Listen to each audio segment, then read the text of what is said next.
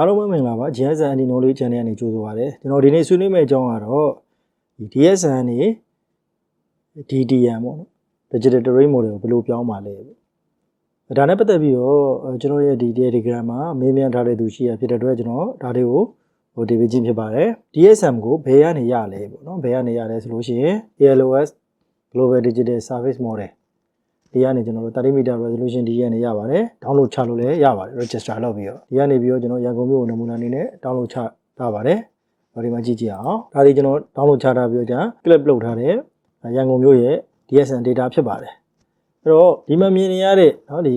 height ဖြူရောင်တဲ့အနေရောင်ဟာတွေဒီကျွန်တော်တို့အဆောက်အဦတွေပေါ့နော်အဆောက်အဦတွေယူဆရတဲ့ဟာတွေဖြစ်ပါတယ်အဲ့တော့ဒီ DSN ကိုကျွန်တော်တို့ကဒီ TM Digital Terrain Model ဖြစ်အောင်ဘယ်လိုပြောင်းပါလဲပေါ့အဲ့တော့ theory ရဆိုလို့ရှိရင်တော့သူ့ရဲ့ဒီမှာရှိနေတဲ့ building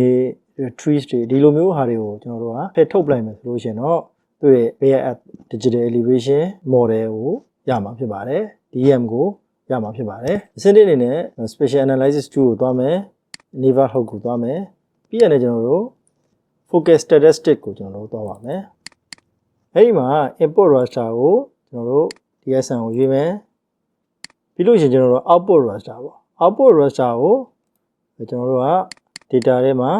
Output Raster နာမည်ပေးလိုက်မယ် DSN Spook ပေါ့ကျွန်တော်တို့ကဒီ elevation height နေရာတွေကို spook ဖြစ်အောင်လုပ်တာ DSM SMOOTH smooth ပေးလိုက်မယ် 6 ပေးလိုက်မယ်ပြီးရင်လည်းကျွန်တော်တို့က neighborhood ကို circle ပေးလိုက်မယ်ဘာလို့ circle ပေးလိုက်တာလဲဆိုလို့ရှိရင် rectangle မှာဆိုလို့ရှိရင်သူက bias တွေရှိနေတယ်နော်ဒါသူဘက်ဒီဘက်ဒီ nearest neighbor မှာရှိနေတဲ့ data ပေါ် modi bias တွေရှိနေတယ်ဒါကြောင့်မလို့ကျွန်တော်တို့က rectangle အစားပေါ့နော်ဒီမှာ circle ကိုရွေးလိုက်တယ်ပြီးရချင်းကြလို့ရှိရင်ဒီ radius ကိုကျွန်တော်တို့က5ရွေးလိုက်ပါတယ်ဘာလို့ radius ကို5ရွေးလဲဆိုတော့ radius 5ရွေးလိုက်တာဖြစ်တဲ့အတွက်ကျွန်တော်30 meter resolution ဒီရေးရဖြစ်တဲ့အတွက်စုပေါင်း150 meter ပေါ့နော် meter ရှိတယ်။ဒါကြောင့်မို့ရန်ကုန်မြို့မှာရှိနေတချို့ building တွေဒီ meter 150ရှည်တဲ့ပေါ့နော်။ရှည်တဲ့ building တွေဆိုလို့ရှိရင် radius 5ဒီ height ကို remove လုပ်ဖို့အတွက်အကောင်းဆုံးဖြစ်ပါတယ်။ပြီးရချင်းကြလို့ရှိရင် statistic type မှာတော့ median ကိုယူလိုက်ပါမယ်။ပြီးရင်လည်း okay ပေးလိုက်မယ်။ဒါဆိုကျွန်တော်တို့ဒီမှာရှိနေတဲ့ DSN smooth ကိုရရှိမှာဖြစ်ပါတယ်။အဲ့တော့ဒုတိယအဆင့်အနေနဲ့ရလာတဲ့ဒီ DSN smooth ကိုကျွန်တော်ဒီမှာရှိနေတဲ့ original smooth ကိုကျွန်တော်တို့က extract လုပ်လိုက်မယ်ပေါ့နော်။လုပ်ပြီးရချင်းကြလို့ရှိရင်ကျွန်တော်တို့ရဲ့ billion height ကိုကျွန်တော်တို့က compute လုပ်မယ်။အဲ့တော့ဒီကဘယ်ကနေသွားမလဲဆို math ကိုသွားမယ်။ math ကနေမှ minus ကိုသွားမယ်။အဲ့ရနေမှာ input raster value 1မှာဆိုလို့ရှိရင်ကျွန်တော်တို့က original ပေါ့နော်။ DSN ကိုရွေးမယ်။နောက်တစ်ခုက input raster ကျွန်တော် value 2မှာဆိုလို့ရှိရင် smooth လုပ်ထားတဲ့ဒီရအောင်ကျွန်တော်တို့ရွေးလိုက်မယ်။ပြီးရင်ကျွန်တော် output ပေါ့နော် output လုပ်မဲ့နေရာလေးကျွန်တော်တို့ရွေးပေးမယ် output ကိုတော့ကျွန်တော်ဒီမှာ B height လို့ပေးလိုက်မယ် B HEI GHT height ပေးလိုက်မယ် okay ပေးလိုက်ဒါဆိုလို့ရှိရင်ကျွန်တော်တို့ဒီ building height ကို compute လုပ်လို့ပြီးသွားပြီ building height ကို compute လုပ်ပြီးတော့ပြီးသွားပြီဆိုလို့ရှိရင်ကျွန်တော်တို့တတိယအဆင့်အနေနဲ့ကျွန်တော်တို့ building max တွေကိုဖန်တီးမယ် building max တွေကိုဖန်တီးမယ်ဘယ်လိုဖန်တီးမှာလဲဆိုလို့ရှိရင် math algebra ကိုသွားမယ် raster calculator ကိုသွားမယ်အဲ့ဒီအနေမှာဒီ building height 8 meter ပေါ့နော်ဒီထဲကရနေ8 meter ကျော်တဲ့ဟာတွေကိုကျွန်တော်တို့က max တွက်မယ်ပေါ့အဲ့တော့ပထမဆုံးကျွန်တော်တို့က conditional ဒီဘက်ကလေးနှိပ်မယ်အဲ့ဒီအနေမှာကျွန်တော်တို့ building height ကိုဒီဘက်ကလေးနှိပ်လိုက်ပါမယ်ပြီးတာနဲ့ greater than 8ပေါ့နော်ဒီ8ဒီကျွန်တော်တို့က meter ဖြစ်ပါတယ်ပြီးရတဲ့ space 1 8 meter ကျော်နေတဲ့ဟာကိုကျွန်တော်တို့1ပေးမယ်8 meter အောက်ဆိုလို့ရှိရင်တော့ကျွန်တော်တို့0ပေးမယ်အဲ့တော့ output raster ပေါ့ output raster ဘယ်နေရာမှာကျွန်တော်တို့က output ထားမှာလဲ output raster ဒီကျွန်တော်တို့ဒီနာမည်လေးပေးလိုက်မယ်ပေါ့ဒီနေရာမှာဟုတ်ပြီနော်နာမည်လေးပေးလိုက်မယ်building max ဆိုပြီးတော့ BUILDING max ဆိုပြီးပေးလိုက်မယ်6ပေးလိုက်မယ် okay ပေးလိုက်ပါမယ်ဒါဆိုတော့ကျွန်တော်တို့က building ကို max လုပ်ပြီးသား data တွေရလာတယ်အဲ့တော့ max လုပ်ပြီးသား data တွေဒီ data ထဲမှာ building max data ထဲမှာ8 meter အထက်ကနေရာတွေကိုတော့ကျွန်တော်တို့ဒီ spook DN နဲ့အစားသွင်းမယ် ပြီးလို့ရှိရင်ကျန်တဲ့နေရာတွေကိုတော့ကျွန်တော်တို့ရဲ့ original DSM နဲ့အစားသွင်းမှာပေါ့အဲဒါဆိုလို့ရှိရင်ကျွန်တော်ဒီအောင်ကိုထပ်ပြီးတော့နောက်တစ်ဆင့်အနေနဲ့အဆင့်၄အနေနဲ့ဆက်ပြီးတော့တွက်မယ်ဆိုလို့ရှိရင် raster calculator ကိုသွားမယ်ပြီးလို့ရှိရင် condition တစ်ဖက်ကလေးနှိပ်မယ်ပြီးပြီဆိုတာနဲ့သူ့ရဲ့ layer ဒီပထမဆုံး layer ဒီ building max ဒီ equal 1ပေါ့နော်1နဲ့ညီရဆိုလို့ရှိရင်1နေရာတွေကိုကျွန်တော်တို့ကဘယ်ဟာနဲ့အစားသွင်းမလဲဆိုလို့ရှိရင်ဒီ spook ဖြစ်တဲ့နေရာတွေနဲ့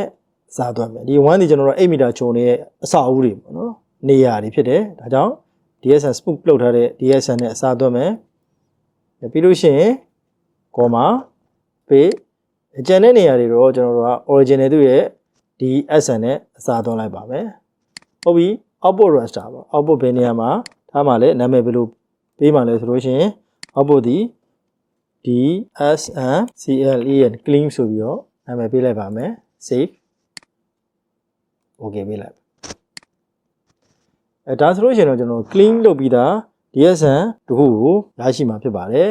အဲ့တော့ဒီရလာတဲ့ DSM ကိုမှထပ်ပြီးတော့ smooth ဖြစ်အောင်နော် smooth ဖြစ်အောင်ကျွန်တော်ပြန်ပြီးတော့လုပ်မယ်အဲ့တော့ smooth ဖြစ်အောင်ပြန်လုပ်မယ်ဆိုလို့ရှိရင်တော့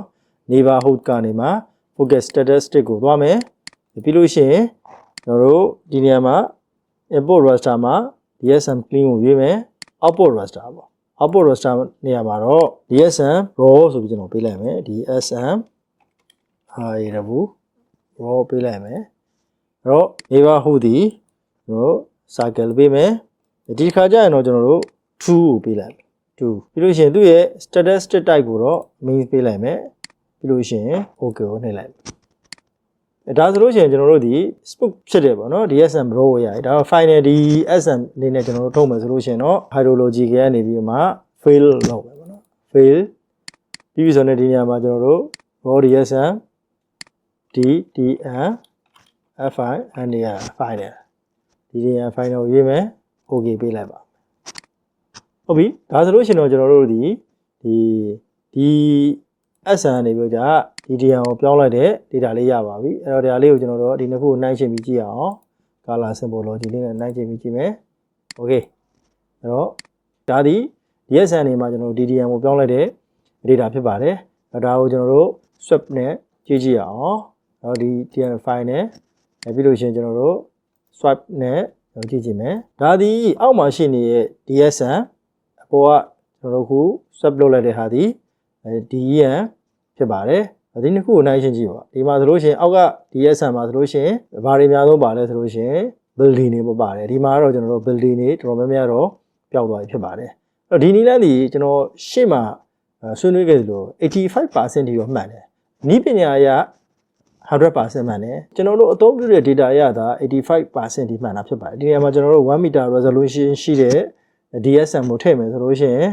ကျွန်တော် 100% ရနိုင်ပါတယ်ကျွန်တော်ရဲ့ဒီဆွေးနွေးမှုနဲ့ပတ်သက်ပြီးတော့မြင်မြန်စရာရှိရင်ကျွန်တော် YouTube ဗီဒီယိုအောက်မှာ comment ပေးပြီးတော့မြင်မြန်နိုင်ပါတယ်ကျွန်တော်ရဲ့ဆွေးနွေးမှုကိုတိုက်နေတတ်တယ်ဆိုလို့ရှိရင် like and share ပေးနိုင်ပါတယ်ကျွန်တော်ဆွေးနွေးမှုကမိတ်ဆွေတို့အကျိုးရှိရဆိုလို့ရှိရင်ကျွန်တော် channel တွေကို subscribe ပေးဖို့မေတ္တာရပ်ခံလိုပါတယ်အားလုံးကျေးဇူးတင်ပါတယ်ခင်ဗျာ